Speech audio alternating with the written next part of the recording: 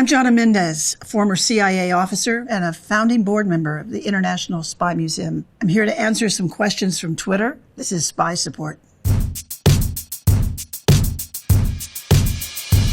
At Spicy Lime 415 asks, do spies have anxiety? I think all spies have anxiety. You want to make sure you're not setting someone up for a situation because you forgot a detail. When the anxiety really kicks in, though, is when one of your people is incarcerated, is arrested. In Moscow, I felt anxiety all the time. Moscow, I thought, was kind of scary. In 1985, 10 of our Russian assets were arrested and executed, 10 of them in a summer. That kind of anxiety is built into the job. There's nothing you can do about it except when you're working, make sure that you absolutely respect the protocols that we have to go through, the level of detail that's required to carry off an operation. At Rosemary Chalet 1 asks, what are CIA handlers?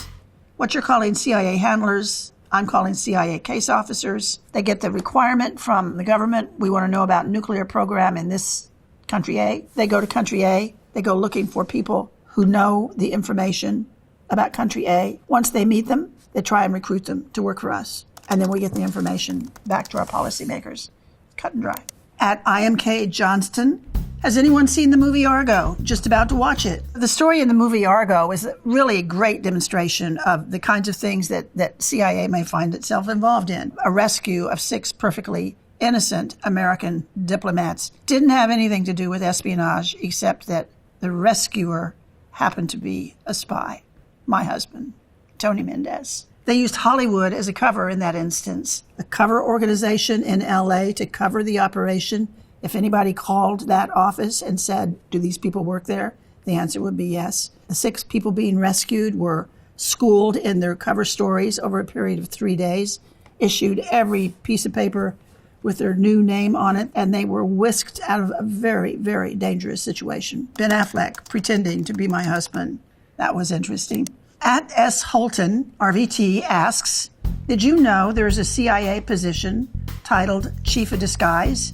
How freaking cool is that person? I was Chief of Disguise for 2 years. I was Deputy Chief of Disguise before that. Chief of Disguise has a worldwide staff. We always have in the back of our minds this memo that the person, the foreigner, is going to take back to his office and say, oh, I met with this American. And everything in his description of the American that he met is going to be wrong. From the hair color, length, is it curly or not? Color of eyes, it's going to be wrong. Does he wear glasses? It's going to be wrong. Does he smoke? Is he married? Does he have a gold chain around his neck?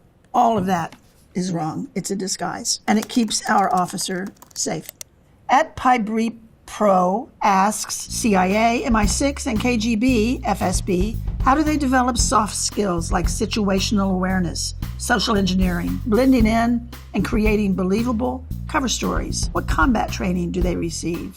CIA had a paramilitary capability and decided to more or less step away from it. After 9/11, CIA stepped back up to paramilitary and has embraced it. I know they do train in some of the harder skills, in shooting, in driving, in being in hostile situations. We have a facility where we train people. It's called the Farm. A lot of people have heard of it. The Farm is located south of Washington, D.C. They actually put on diplomatic events at the Farm, and you are an attendee all dressed up, and there's someone in that room who has information that you're looking for, and part of the training is to see if you can narrow it down to that person by just having conversations. At Sigma Theory asks, what makes a good spy? What we're recruiting for when we're looking for spies, and we're talking about case officers here, is a charismatic, intelligent, well-educated, well-traveled guy, mostly, but it's more and more women, someone you'd meet somewhere and you'd instantly want to be their friend. There are people like this around the world. Our job is to find them because we cannot teach them that. We can teach them everything else they need to know once we get them on board. But that charisma, they have to bring it in the door with them. At Mary Marciniak asks, no signs of me being followed. Me, am I being followed? Seeing someone who looks suspicious once is not such a big deal. If you see that person again, that's interesting. That's a coincidence. But the third time starting to approach confirmation that that person is sticking with you for whatever reason. There were lots of ways around it. We would go into a place and go out another door. We would go into a place and come out looking different. We would go into a place and someone looking just like us would come out. Next question. You know the whole spy thing is cyanide and a fake tooth where they bite down and poison themselves. How often do you think those go off accidentally? Like someone is just enjoying a nice hard candy and then oops, dead. In my 27 years, I only knew of 2 instances where we gave out cyanide, and I knew where they were because the steel box containing it was in my safe. The Russians floated stories around that if they caught their people spying for America, they would feed them feet first into a crematorium alive. Most people in Russia that spied for us had that in the back of their minds, and they thought they'd rather take the cyanide themselves than take the chance that the Russians meant that and would do it. It was very effective. We didn't hand it out like it was candy. It wasn't candy. It was lethal. And I do know that cyanide really, really works. At Jenny X asks, does anyone know of a good small spy camera? I was a photographer when I first joined the CIA. That was my gig. And this camera was part of my account. This pin camera, a camera in the end. Inside of the camera is a film cassette. And inside of the cassette is a little piece of film. It's about 13 inches long. It'd have 100 black dots on it after you develop it. And each black dot would be an 8.5 by 11 page of information. Where the paperwork is lying from his last meeting, we only gave these pens to people that could get right up to the person who was making the policy we were after. You had to hold it at a certain distance. You can take the picture. This is a KGB lighter. They were actually technically very, very good, so I can't disparage it. But if it was a CIA lighter, it would actually light. At _Reese asks, do spies get paid a lot of money like people who spy on other countries? And the answer at _Reese is no. They don't pay us enough. They pay us flat government salaries, just like anybody else. You work at GSA, you work at IRS, wherever you work in the government, we're on the same pay scale as them. Now, the assets that are working for us, the foreigners who are providing us with the intelligence that we need, depending on the value of the intelligence, they can make big amounts of money. There's a man in this museum, Adolf Tolkachev. It's called the $1 billion spy because of the intelligence that he gave to the Pentagon. While we didn't pay him $1 billion, the Pentagon said his intelligence was worth $1 billion. Adolf Tolkachev made a lot of money, except that he got caught, and then they executed him. So I don't think he had time to spend it. At Taku_0_0, he says, it's crazy how the CIA has 3 levels of disguise. Like it sounds fun to go to level 3 to like your high school reunion. I basically break disguise down into 2 levels. You have regular disguise and you have advanced disguise. Regular disguise is what you think it is. It's mustaches and wigs and all the accoutrements that you can put on to change the way you look. Advanced disguise takes it way up to another level where you're talking about wearing masks. We would actually make prostheses. This is a sample of a mold of a nose. We're going to change a nose on a face using one of these. We could change your teeth if we thought it would make a big difference. We can change almost anything. At Will Fight for You, how many CIA assets and spec ops units do you think the U.S.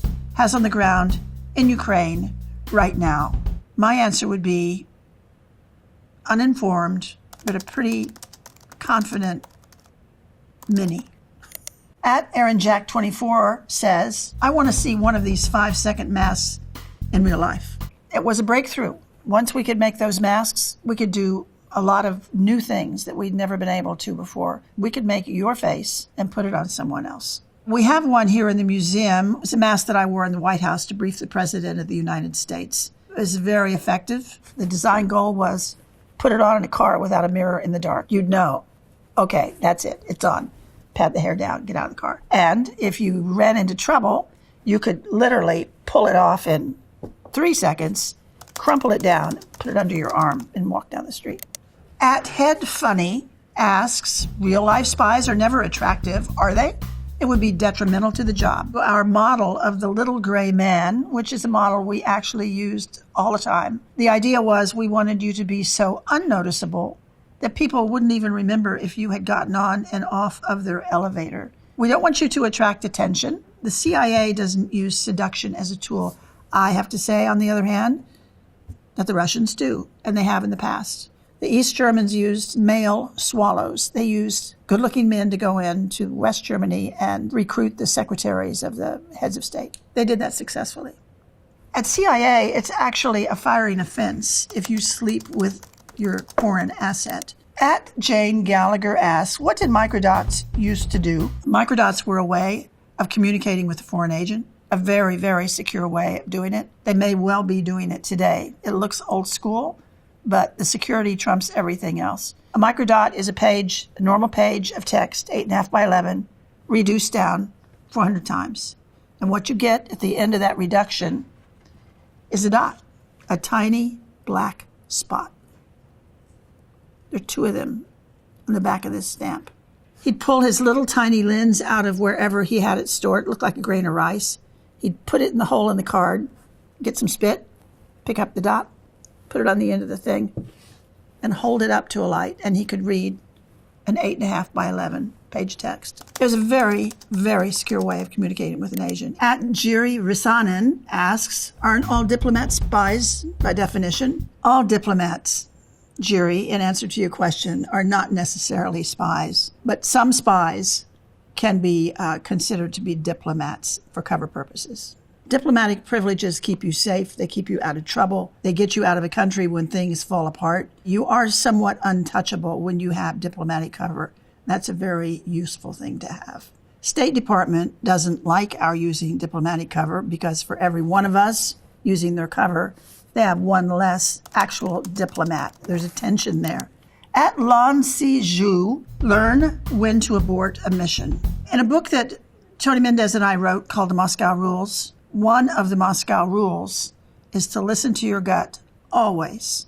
If you're on your way to do anything and it doesn't feel right, abort the mission. And at CIA, overseas, in the station, the chief of station always knows there's no shame in coming back and saying, I can't even explain it. It didn't feel right. I aborted the mission. We'll reschedule. We'll do it again. It was one of our rules. At Stephen to the Mask asks, I'm very interested in whether or not American spies do have real families and real friends, or is everything in their lives a lie? You have a choice to make when you are undercover at CIA, whether to tell your family or not. I think most people do tell their family because it's hard to do a lot of what we do without a supportive family. It's your friends that become the issue. Most of us, almost all of us, have to live our cover with our friends. And this creates a tension over time that different people treat different ways. But a lot of people that I know at CIA slowly let go of those outside friendships and replace them with inside friendships. People who know where you work, and then they know you can't really talk about it either, but they understand. At Mitt Dyson asks, watching Killing Eve makes me wonder, how do spies pay for stuff? Are they issued credit cards for their fake identities? Do they just carry suspicious amounts of cash? We do not carry suspicious amounts of cash, if we can help it.